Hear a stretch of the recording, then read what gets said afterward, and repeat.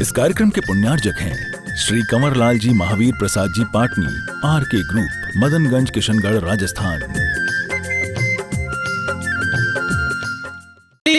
देवाधिदेव खजागाट श्री आदिनाथ भगवान की, वर्तमान शासन नायक वर्धमान महावीर स्वामी भगवान की, परम पूज्य श्रवण कुल तिलक प्रातः स्मरणीय संत शिरोमणि आचार्य भगवान श्री विद्यासागर जी महाराज की, परम पूज्य परंपराचार्य श्री समय सागर जी महाराज की, परम पूज्य गुणायतन प्रणेता प्रखर वक्ता भावना योग प्रवर्तक शंका समाधान प्रवर्तक गुरुवर श्री प्रमाण सागर जी महाराज की, परम पूज्य मुनिवर श्री संतान सागर जी महाराज की, समस्त मुनि संघ की, शंका समाधान के आज की आप सभी का अभिनंदन।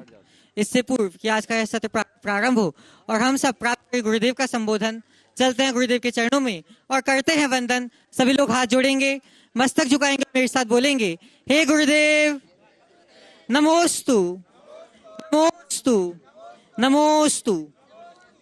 बंधुओं, जैसा कि आप सभी को विदित है कि परम पूज्य गुरुदेव सत्संग का मंगल विहार बुंदेलखंड की इस पावन धरा पर चल रहा है और परम पूज्य गुरुदेव की धर्मामृत के वर्षा से पूरा बुंदेलखंड अभिसिंचित हो रहा है और अपने आप को धन्य समझ रहा है। कल परम पूज्य गुरुदेव का मंगल आगवानी, मंगल प्रवेश देवरी नगर में होगा और उसके बाद आगे बीना बाड़ा की ओर गमन होगा, जहाँ परम पूज्य मुनिवर श्री संतान सागर जी महाराज की दीक्षा भी हुई थी। आज का यह सत्र प्रारंभ हुआ, उसके लिए हम चलते हैं परम पूज्य मुनिवर श्री संतान सागर जी महाराज के चरणों में और निवेदन करते हैं कि हे महाराज श्री, आपके माध्यम से यह सत्र गति प्राप्त करे और हम सभी लोग शंकाओं का समाधान प्राप्त करके अपने जीवन को धन्य कर सके। नमोस्तु महाराज जी।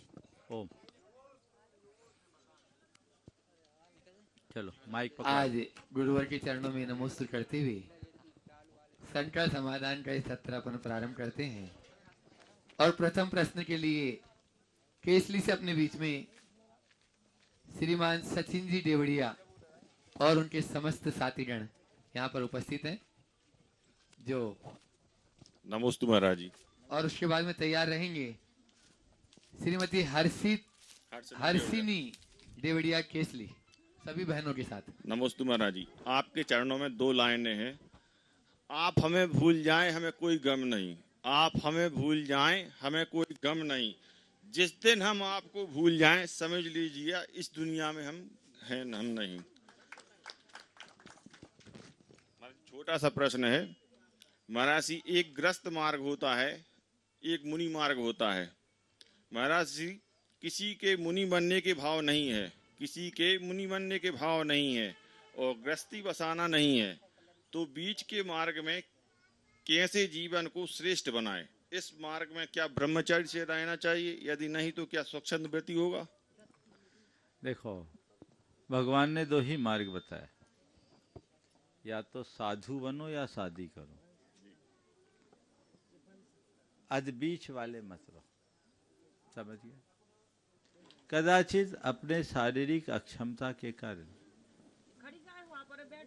दीक्षा लेने में असमर्थ हो तो आप ब्रह्मचर्य के साथ घर में अपनी साधना कर सकते हैं, लेकिन बिना ब्रह्मचर्य और शील संयम के स्वच्छंद वृत्ति पशुओं जैसा जीवन है, ये मर्यादाहीन जीवन है और इसकी शास्त्र आज्ञा नहीं देती। ठीक, ओ बैठ जाओ, बाकी लोग बैठ जाओ। हर्षिनी जी देवड़िया केसली समस्त बहनों के साथ में पीछे वालों को दिक्कत है, एक जन खड़े रहो, बाकी बैठ जाओ। हाँ। और उसके बाद में आनंद धारा जैन तैयार रहेंगे।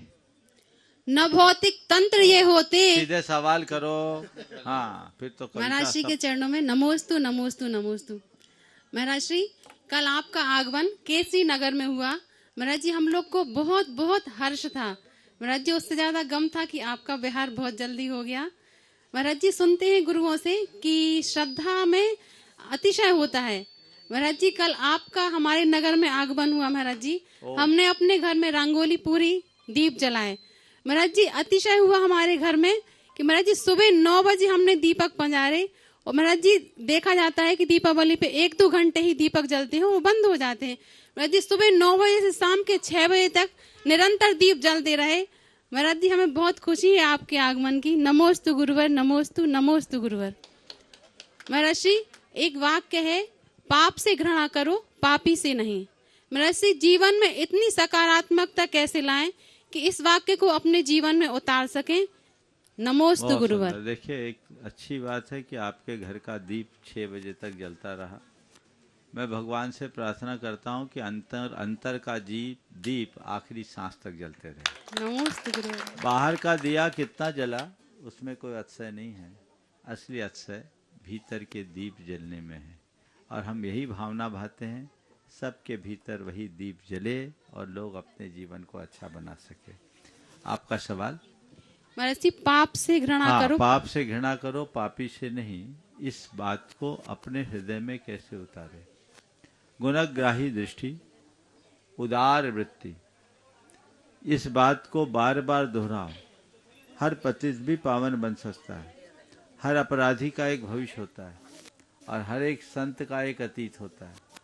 जो संत है वो अनादि से संत नहीं, और जो अपराधी है वो अनंत काल के लिए अपराधी नहीं होगा। आज के संत अतीत में कभी अपराधी रहे होंगे, और आज अपराधी है वो कल संत बन सकता है। इसलिए हमें पाप से घृणा करना चाहिए, पापी से नहीं। ये भावना बार बार भाने से इसमें स्थिरता आएगी। नमोस्तु गुरुवर, नमोस्तु। आनंदारा जी जैन वे अपना प्रश्न करें देवरी, और वंदना सिनेमा वाला परिवार देवरी तैयार रहेंगे। महाराज जी के चरणों में बारंबार नमोस्तु। महाराज जी मेरा प्रश्न है कि राई तिल घट सके न कुछ बढ़ने का, तो फिर पुरुषार्थ कहाँ काम करता है? राई घटे न तिल बढ़े। हाँ, इसमें पुरुषार्थ कहाँ काम करता है? नहीं तो जब सब निश्चित है महाराज जी तो फिर। सुनो तो, ये कहा किसने? न राई घटे न तिल बढ़े, किसने कहा? सुनो, कुछ चीजें नियत है और कुछ चीजें अनियत। जीव जीव ही रहेगा, वो जड़ नहीं बनेगा। जड़ जड़ ही रहेगा, वो चेतन नहीं बनेगा। ये नियत है। लेकिन हर जीव हमेशा एक रूप ही रहेगा, ये नियत है क्या? हर जड़ एक रूप ही रहेगा, ये नियत है क्या? तो कुछ चीजें नियत है, कुछ चीजें अनियत। हमें सब चीजों को सर्वथा नियत नहीं मानना। ओम नमोस्तु महाराज जी। वंदना जी सिनेमा वाला परिवार देवरी, और तैयार रहेंगी ब्रह्मचारिणी नमोस्तु मालती महाराज जी। दीदी जी। नमोस्तु महाराज जी। महाराज जी एक जीव 3 लोक का पाप एक साथ बांध सकता है क्या, और उसको काटना है तो कैसे? अरे जितना पाप हम बांधते वो 3 लोक का ही तो पाप है ना? त्रिकाल का पाप है, ज्ञान से ही उसे काटा जा सकता है। चलिए। ब्रह्मचारिणी मालती नमोस्तु दीदी महाराज। माइक वहां तक पहुंचा दें, और इधर ब्रह्मचारी भोला भैया जी सिलवानी से अपने बीच में वे अपना प्रश्न गुरुचरणों करेंगे। नमोस्तु महाराज श्री। 4 प्रकार के दान होते हैं, औषध, शास्त्र, अभय और आहार। तो मंदिर आदि बनवाना, मंदिर आदि में दान देना कौन से दान में आता है? देखो, मंदिर में हम किसको विराजमान करते हैं? बोलो ओम, बोलो। तीर्थंकर भगवान को। भगवान से के दर्शन से क्या मिलता है? सम्यक दर्शन की प्राप्ति होती है। शास्त्र के अध्ययन से हमें क्या मिलता है? सम्यक ज्ञान की प्राप्ति होती। तो भगवान के दर्शन से ज्ञान मिलता है कि नहीं मिलता? मिलता है। तो जो हमारे सम्यक दर्शन का कारण है वो हमारे लिए श्रेष्ठ उपकरण है कि नहीं है? है महाराज श्री। तो अब आप बताओ, अब 4 दान में ये समाहित हुआ कि नहीं हुआ? बोलो। हुआ, लेकिन क्या लगा रही है? कौन से दान में आएगा? उपकरण दान। समझ गए? और इससे सम्यक की प्राप्ति होती है, जिससे तत्व का ज्ञान होता है उपकरण, जिससे आत्मबोध हो वो उपकरण। इससे बड़ा आत्मा का उपकार और कौन करेगा? उपकरण कौन है? जो हमारा उपकार करे। तो आत्मा का उपकार धर्मायतनों के निर्माण से होता है कि नहीं होता? बोलो। हाँ, आयतन। अरे 4 में उपकरण बोला ना, उपकरण दान नहीं है 4 दान में। शास्त्र दान उपकरण दान नहीं है। हे भगवान, फिर से पढ़ो। श्रावकाचार में कौन सा दान दिया? शास्त्र दान दिया है। बोलो तो बहन जी, बोलो तो। हमें पूजा नहीं, बोलो श्रावकाचार पढ़ी कि नहीं पढ़ी? थोड़ा टेस्ट लूं? चलो गड़बड़ हो जाएगा। हाँ चलो। सिलवानी नगर के गौरव ब्रह्मचारी भोला भैया जी, वे अपना प्रश्न गुरु चरणों में करें। और उसके बाद में डॉक्टर पारस जी, प्रमाणिक पाठशाला सिलवानी। नमोस्तु भगवान, नमोस्तु न। मेरा प्रश्न है, भगवान 24 तीर्थंकर महावीर स्वामी के बाद इतने आचार हुए, उनमें कुंद कुंद स्वामी की क्यों आमना को हम लोग मानते हैं? नमोस्तु भगवान। बहुत अच्छा सवाल आपने किया है। देखिए, आचार्य अनेक हुए और सभी आचार्य महान थे। कई ऐसे महान महान आचार्य हुए जिन्होंने अपने कृतित्व से हमारी संस्कृति को आगे बढ़ाया। लेकिन कुंद कुंद आचार्य को इसलिए हमने इतना महान माना क्योंकि उन्होंने तत्व का प्रवर्तन किया। आचार्य कुंद कुंद के काल में श्रमण परंपरा में घोर शिथिलाचार व्याप्त हो गया था।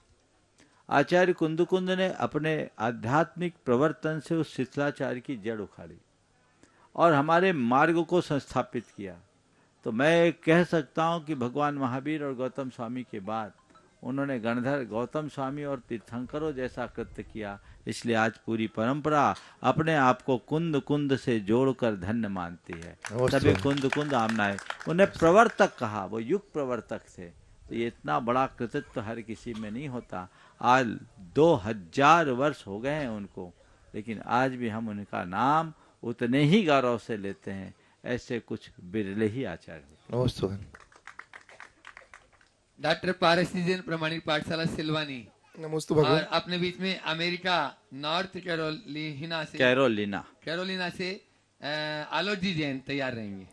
महाराज श्री, आपने एक बार संकट समाधान में बोला था बहुत पहले कि आप तीर्थराज समीर शेखर जी को वेटिकन सिटी जैनों की देखना चाहते हैं, तो उसका स्वरूप क्या होगा, उसमें श्रावक और साधु की क्या भूमिका होगी? मेरा ऐसा कहने का भाव ये था कि वेटिकन की तरह डेवलप करो। जैसे वेटिकन सिटी आज ईसाइयों का सबसे बड़ा तीर्थ स्थल है, वैसे ही सम्मेद शिखर हम जैनियों का सबसे बड़ा तीर्थ स्थल है। जैसे वेटिकन को वैश्विक पटल पर मान्यता है, वैसे ही सम्मेद शिखर को भी वैश्विक पटल पर मान्यता होनी चाहिए। इसके विषय में मैं बहुत सारे विचार अभी कर रहा हूँ।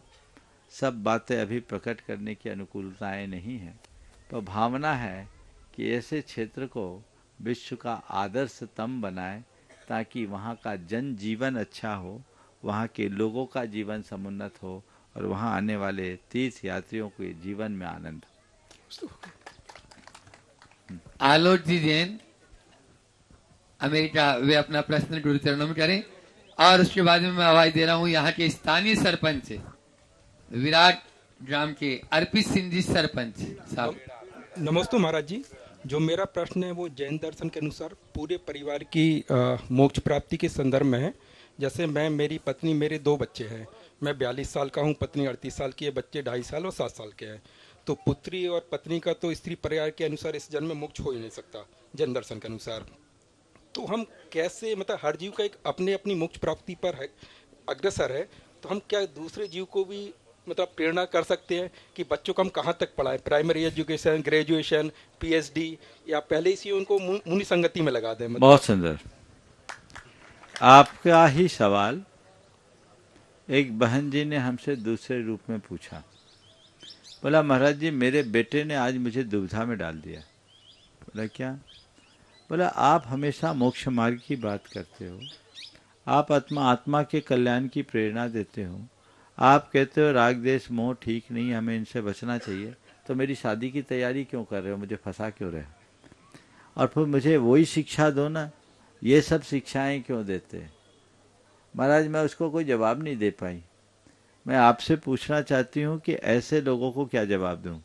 तो आपके सवाल के जवाब में पहले मैं इस सवाल के जवाब को पुनः दोहरा देता हूँ। तो मैंने उनसे कहा कि इसी को बोलते मोह माया, जो जान के भी अनजान कर देता है। बेटा हम मोक्ष के गीत गाते हैं पर मज़ा अभी संसार में ही आता है। अभी अंदर उतना वैराग नहीं है कि हम मोक्ष के मार्ग में लग सके। श्रद्धान है पर वैसा आचरण नहीं कर पा रहे।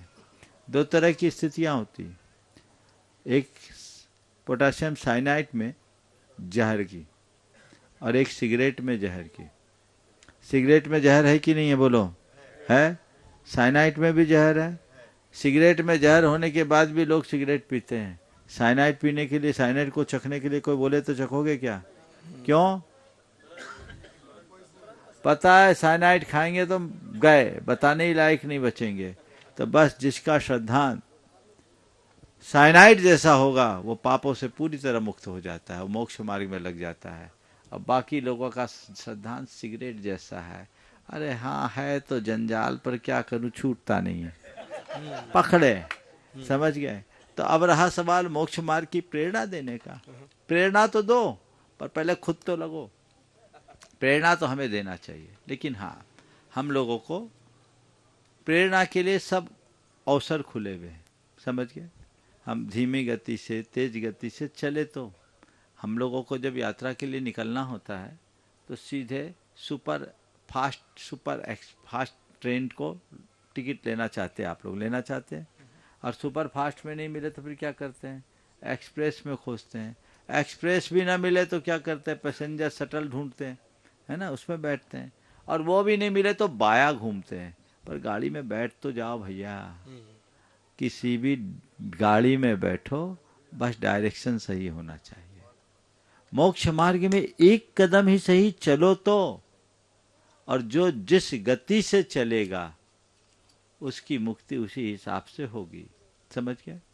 एक संत विहार कर रहे थे, काफी देर हो गई, थक गए थे, कच्चा रास्ता था, अब आगे कहाँ जाना है, कितनी दूर है, कुछ पता नहीं चल रहा था। खेत में काम करते हुए एक किसान से उनने पूछा, भैया मुझे अमुक गांव जाना है, कितनी देर में पहुंचूंगा? उनने कोई जवाब नहीं दिया।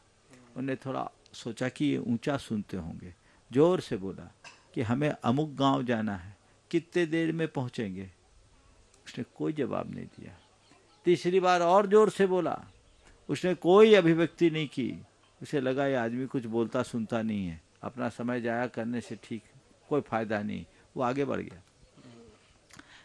चला 50-100 कदम आगे बढ़ा। वो खेत से बाहर सड़क पर निकला, बोला भैया ठहरो, भैया ठहरो, तुम 1 घंटे में पहुंच जाओगे, भैया ठहरो, तुम 1 घंटे में पहुंच जाओगे। उसने कहा हद हो गई, अभी 3 बार पूछा तो कोई उत्तर नहीं दिया, अब बोल रहा 1 घंटे में पहुंच जाओगे। बोले मामला क्या भाई, पहले क्यों नहीं बोला, आप क्यों बोल रहे? बोले जब तक तुम्हारी चाल नहीं देखते तो हमें समय कैसे बताते? तो चाल देख के ना दूरी बताएंगे। सवाल दूरी का नहीं, सवाल चाल का है। तो कौन कब मोक्ष पाएगा वो उसकी गति पर निर्भर है। हो सकता बेटा बाप से पहले चले जाए, और भगवान ऋषभदेव से पहले बाहुबली गए थे ना, है ना। इसलिए ये मत देखो उम्र किसकी किसकी क्या है, जब जागो तभी चले। यहाँ के स्थानीय सरपंच अर्पित सिंह जी और उनके साथ में गौरव जी पांडे, यही स्थानीय नारजी के वे भी पांडे है, हाँ देवरी के आ जाएंगे, आ जाओ सामने आओ। और जिस गांव ने एक आदर्श प्रस्तुत किया, ऐसे बोलो सरपंच साहब। नमस्ते गुरु जी, आपका आशीर्वाद गांव पर सभी बना रहे। बहुत सुंदर। देखिए बंधुओं, आज ये सुयोग अनायास मिल गया। ये शंका समाधान बिहार में दिन में होना था सहजपुर में, पर सहज रूप से इस गांव में हो गया। हम सोच रहे थे कि रास्ते में कहीं भी कर लेंगे जी, लेकिन योग इस गांव का लगा, और मुझे लगता है इस गांव का योग इसलिए लगा कि इसमें कुछ पुण्य था। अभी मुझे यहाँ आने के बाद, क्या नाम तुम्हारा? गौरव ने बोला महाराज ये गांव है जिस पूरे गांव ने शराब का परित्याग किया। बहुत उत्तम गांव है। मैं चाहूँगा एक बार यहाँ के इस पूरे प्रयास में सरपंच जी की भूमिका सुनिश्चित अच्छी होगी। इनका आप लोग जोरदार करतल ध्वनि से स्वागत कर लें। और आप, मैं पूरे गांव वासियों के लिए आशीर्वाद देना चाहूँगा। गांव का सहयोग रहा उसमें। हाँ बिल्कुल, गांव वासियों का तो सहयोग रहेगा ही। मैं पूरे गांव वासियों से कहूँगा कि इस आदर्श को बनाए रखो। शराब जीवन को खराब करता है, हम अपने जीवन में पवित्रता लाएं और सदा सहता लाएं। मैं पूरे गांव के सभी लोगों को बहुत बहुत आशीर्वाद देता हूं। और कोई ग्रामवासी कोई सवाल करना चाहे तो उनको दे सकते हैं सवाल। हाँ ठीक, सभी को आशीर्वाद। हाँ चलो आगे। गौरव जी पांडे जी अपना प्रश्न कर रहे हो। आशीर्वाद। श्रद्धा जी जैन तेंदुखेड़ा। एक मिनट, गौरव पांडे, हाँ बोलो महाराज। हाँ बोलो। बारंबार नमोस्तु। मैं देवरी का निवासी हूँ, ये हमारे मित्र हैं, ये गांव भी हमारा ही गांव है, ये समझ लें। राजनीतिक क्षेत्र में और व्यवसायिक क्षेत्र में जुड़ाव है, यहाँ समस्त ग्राम में आना जाना है। मेरा बस आपसे गुरुदेव एक निवेदन था, सवाल तो करने की अभी सामर्थ्य नहीं है, इतना ज्ञान नहीं है। आप ज्ञान के सागर हैं, पुण्य आपका प्रबल है, जहाँ जहाँ आप जाते हैं लोग जो आपको जानते हैं वो ढूंढते हुए आपके पीछे पीछे चले आते हैं। मैं बस आपसे कहना चाह रहा हूँ कि मात्र जैन समाज के और धर्म के लोगों पे ये आशीर्वाद ना बना के, प्राणी मात्र जो रास्ते में जो लोग आपको नहीं जानते, जो आपको नहीं समझ पा रहे कि ये धरा पर कौन सी पुण्यशाली आत्मा चल रही है, उनके भी कल्याण के लिए कहीं कहीं हो सके तो अपने इस सागर को बखेरने की कृपा करें। साथ ही हमारे क्षेत्र का इतना पुण्य प्रबल हो जाए, पानी की कमी है, पाप की अधिकता के कारण कई क्षेत्रों में और भी अन्य समस्याएं हैं, ओला वृष्टि और फसलें अच्छी नहीं निकल रही हैं, कई प्रकार की परेशानियों से हम जूझ रहे हैं। आपका मंगल आशीर्वाद प्राप्त हो ताकि देवरी क्षेत्र के लोगों का पुण्य बढ़े और किसानी और समृद्धि यहाँ पर फली फूल हो। बिल्कुल, बहुत अच्छे भाव व्यक्त किए। देखो भाई, हम तो कभी जैनियों से बंधे नहीं, अब तुम लोग हमें बांधना चाहो तो बात जुदी। हम तो चाहते सबको लाभ मिले, और आज ये कार्यक्रम का पूरा श्रेय गौरव भाई को जाता है। हम तो कह रहे थे रास्ते में कहीं बैठ के कर लेंगे, कोई जगह देखो, तो इसने कहा महाराज जी आगे एक गांव है, और वो गांव महाराज पूरा गांव शराब छोड़ा है। हमारे डिस्टेंस के हिसाब से थोड़ा लंबा हो रहा था। महाराज जी हमसे कह रहे थे महाराज बीच में ही रुक लेते हैं। बोले नहीं, जिस गांव ने शराब छोड़ा उस गांव में उपदेश जरूर होना चाहिए, और हम यहाँ आए। निश्चित आपने जो भाव व्यक्त किया है, गांव में थोड़ी बहुत परेशानियां हैं, घबराइए मत, पुरुषार्थ कीजिए, अपने पुण्य को बढ़ाइए। मैं भगवान से प्रार्थना करता हूं कि आपका गांव भी सरसब्ज हो, फिर से हरा भरा हो, और ऐसा प्रयास करें। आप लोग अपनी सात्विकता को बनाए रखिए और मेहनत कीजिए, मेहनत में कमी मत कीजिए, धरती जरूर पजेगी। बहुत बहुत महाराज कुछ नियम दे दें, गांव के लोग हैं, छोटा सा भी कोई नियम दे दें जितने लोगों ने शराब छोड़ा है वो शराब तो छोड़ ही दिया है। अगर मांसाहार भी छोड़ सके तो सोने में सुगंध हो जाएगा, समझ गए? कितने लोग छोड़ सकते हैं? ये गांव के बुजुर्ग हैं। हाँ हाँ जी, कितने लोग छोड़ सकते हैं? हाथ उठाओ जो मांस भक्षण छोड़ सकते हैं। मांस, अंडा मांस छोड़ सकते हैं, वो छोड़ दो। बहुत सुंदर। गुरुजी वाल्मीकि प्रसाद शर्मा। हाँ, मैंने यहाँ दारू, मांस, जुआ, सट्टा, गांजा, ये सब चीजें मैंने बस्ती को एकत्र करके छुड़वाई है हमारे सरपंच साहब ने और हमारे बस्ती वालों ने। ये सब नशा यहाँ से बरी हो चुका है। बहुत सुंदर, बहुत अच्छा कार्य, बहुत अच्छा कार्य, बहुत बढ़िया। श्रद्धा जी जैन तेंदुखेड़ा अपने साथियों के साथ में माइक वहां तक पहुंचाए। आशिका जैन रायपुर से अपने बीच में है, तैयार रहेंगे, वे अपना प्रश्न करेंगे। एक माइक आशिका जैन रायपुर तक भी पहुंचा दे। नमोस्तु महाराज श्री। हम गृहस्थ लोग दैनिक जीवन में धर्म तो करते हैं, लेकिन उतने भावपूर्वक नहीं कर पाते जितना करना चाहिए। हम लोग दैनिक जीवन में धर्म किस तरह से करें उससे यह भाव नरभाव पार हो सके? देखो, धर्म की क्रिया भले कम करो पर भाव अच्छे रखो। हमेशा एक बात का ध्यान रखो कि मेरे भाव कहीं गड़बड़ा तो नहीं रहे। जब कभी भावों में विकृतियां आने लगे तो अपनी निंदा गढ़ा करो और कहो हे भगवान से मन ही मन क्षमा मांगो, और ये कहो कि मैं अब ऐसे भावों को नहीं दोहराऊंगा, रास्ता ठीक हो। आशिका जैन रायपुर और तैयार रहेंगे वैभव अभिजी जैन मालथौन। नमोस्तु नमोस्तु महाराज श्री। मेरी शंका ये है कि आधुनिक युवा उन्नत कृषि की ओर अग्रसर हो रहा है, परंतु व्यावसायिक दृष्टि से ये ठीक है, जैसे फूलों की खेती है जो आज के समय में बहुत अच्छी चीज मानी जा रही, प्रॉफिटेबल भी है, परंतु जैन धर्म के अनुसार हम इस ओर अग्रसर हो सकते हैं क्या? जैन धर्म के अनुसार वही खेती अपनानी चाहिए जिसमें कम से कम हिंसा। जी। फूलों की खेती व्यवसायिक दृष्टि से अच्छी है जी, लेकिन वो केवल अर्थ लाभ है जी, इसमें पारमार्थिक लाभ नहीं है।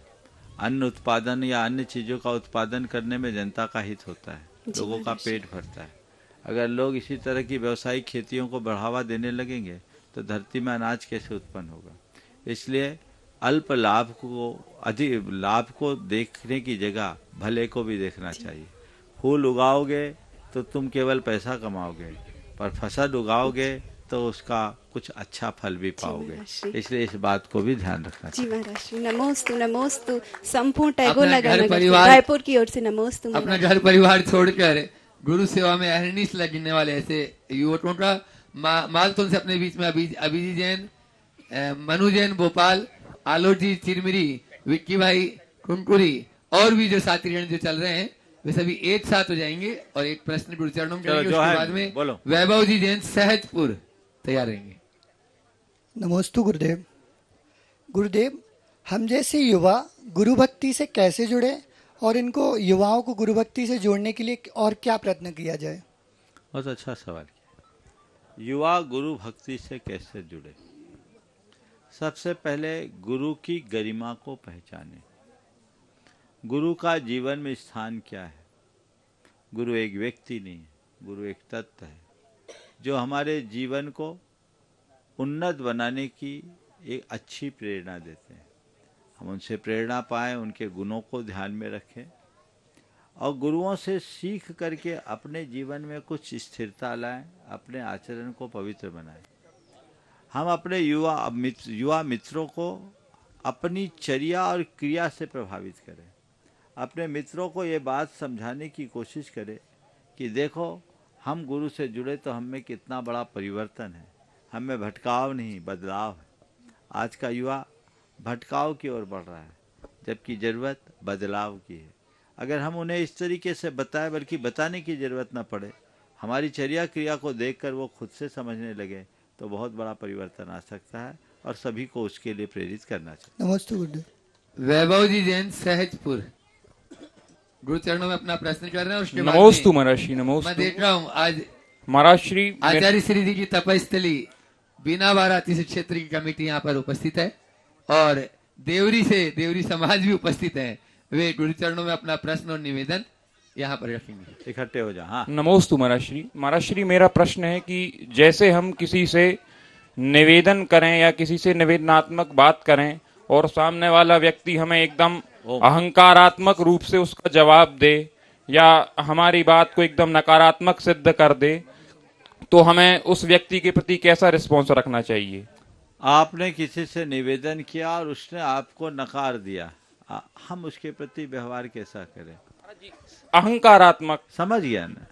आप उनके प्रति और नम्र हो जाए, क्योंकि अहंकार का अंत अहंकार से नहीं हो सकता। अहंकार को आप विनम्रता से ही जीत सकते हैं। समझ गए? यदि आप भी अहंकारी हो गए तो उसमें और आप में अंतर क्या रहा? दोनों को समान रूप से लेकर के चले तो ठीक नहीं है। हमें चाहिए कि वो जितना अहंकार करे हम उतना नम्र हों। एक बात सदैव ध्यान रखना, अहंकार की ज्यादा जीत नहीं होती। अहंकारी का सर हमेशा नीचा होता है, विनम्र ही जीवन को ऊंचा उठाता है। तो चाहे हमारे प्रति कोई कितना भी अहंकार पूर्ण व्यवहार करके हमारी उपेक्षा अवज्ञा कर दे, लेकिन हम अपनी नम्रता की सीमा को कभी न खोए। नमोस्तु महाराज। अतिशय क्षेत्र बीना बारा क्षेत्र की कमेटी और देवरी समाज यहाँ पर उपस्थित है। वे माइक यहाँ तक पहुँचा दें और उसके बाद में ब्रह्मचारिणी सरिता दीदी, ब्रह्मचारिणी बबीता दीदी सिलवानी तैयार रहेंगे। ओम यही तुम तो बोलो। हाँ, बोलो बोलो बोलो, संख्या बल पूरा है। बोलिए बीना जी के शांतिनाथ भगवान की जय। प्रातः स्मय आचे विद्यासागर जी महामुनिराज की जय। वर्तमान आचार्य समय सागर जी महाराज की जय। गुणायतन पेड़ता मुनिश्री प्रमाण सागर जी महाराज की जय। संधान सागर जी महाराज की जय। मुनि संघ की जय। महाराज जी, हम सब लोगों की भावना है जैसा कि टड़ा के समय आपने कहा था कि विश्वास रखो, उसको डगमगाओ मत। विश्वास पूर्ण होना चाहिए। आप लोग डगमगा जाते हैं, तो तभी से हम लोगों को पूरा, मतलब हमें तो पूरा विश्वास था कि देवरी आपके चरण पड़ेंगे और हम लोग धन्य होंगे। तो हम लोगों का ऐसा सौभाग्य जागा, हम लोग ऐसी धरा पे जन्म हुआ कि आप लोगों के चरण हम लोगों को मिलते रहते हैं और आज भी हम लोग धन्य हुए। और हम सब की भावना ये भी है कि देवरी और बीनावारा में जो वार्षिक मेला होने वाला है, उसमें भी आपका 30-31 को उसमें आपका सानिध्य हम लोगों को मिले, ऐसी हम लोगों की सबकी भावना है। बहुत सुंदर। देखो देवरी, महाराजपुर, बीना बारा, ये तो गौर महाराजपुर लिया, ये पूरे तो गुरु जी की तपोभूमि से जुड़ी हुई। बीना बारा तो हमें कल बता रहे थे 27 बार गुरुदेव आए। हम भी गुरुदेव के साथ 1993 में लगभग 3 महीने रहे थे।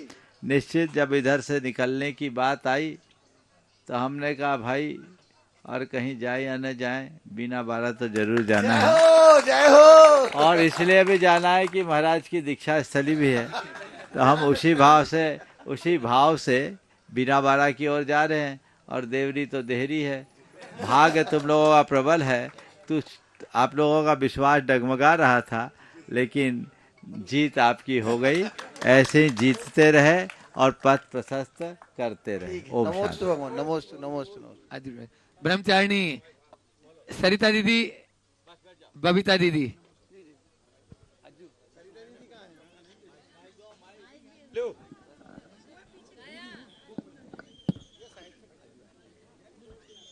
पीछे से हट जाओ। नमोस्तु महाराज जी। सर को सर।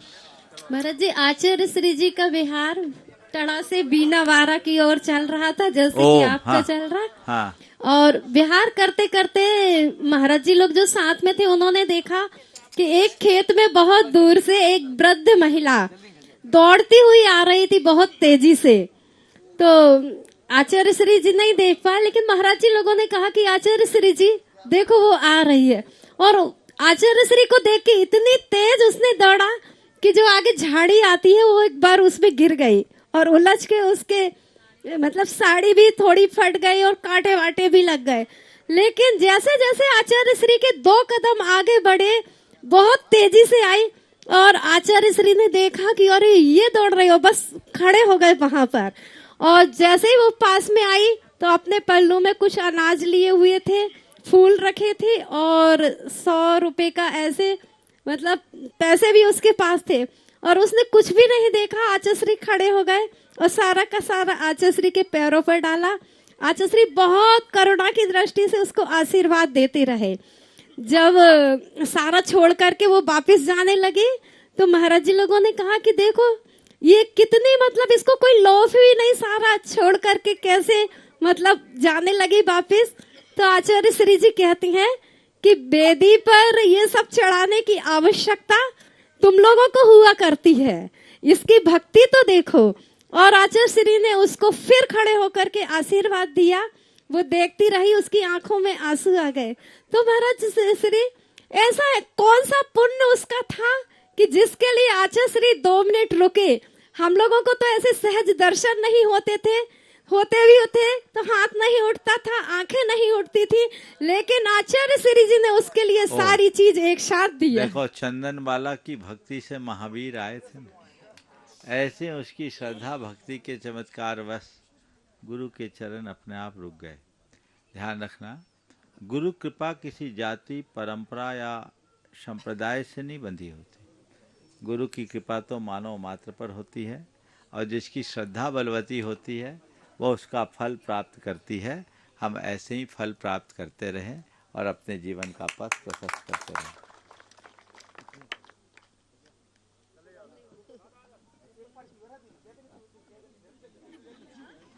सुधीर जी जैन सहजपुर, वे अपना प्रश्न गुरु चरणों में करें। और यदि समय रहा तो अजय भाई, अज्जू भाई, देवरी। बोलो जल्दी।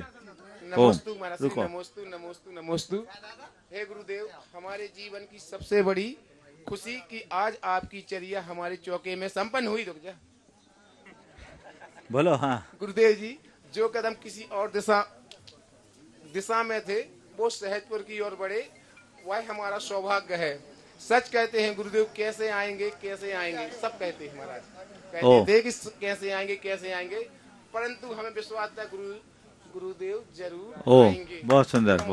निश्चित सहजपुर वालों का पुण्य तो प्रबल था, इसमें कोई संशय नहीं। उछल करके आया, गाड़ी की दिशा बदली है। बहुत बहुत आशीर्वाद। चलिए। हाँ ओम आखिरी। अज्जू भाई, अजय जैन जी लास्ट। जल्दी से माइक पहले पहुंचा दें। हाँ बोले संत शिरोमणि आचार्य भगवान विद्यासागर जी सवाल कर लो महामुनि जल्दी राज से। की जय। परम पूज्य मुनिवर श्री प्रमाण सागर जी महामुनि राज की जय। गुरुदेव, हम लोगों का सौभाग्य है, बड़े विकल्प था कि बीना जी गुरु जी पहुंच रहे या नहीं पहुंच रहे। महाराज जी, आचार्य भगवान की महती अनुकंपा, तपोस्थली, ऐसा प्रभाव है कि हम लोगों के लिए कम पुरुषार्थ में गुरु जी बिल्कुल मिल जाते हैं। ऐसे अब चलो, अब आम खाओ, पेड़ मत गिनो, समय आ गया। बोलो इस सत्र को यहीं पर विराम। बोलो अहिंसा परमो धर्म की।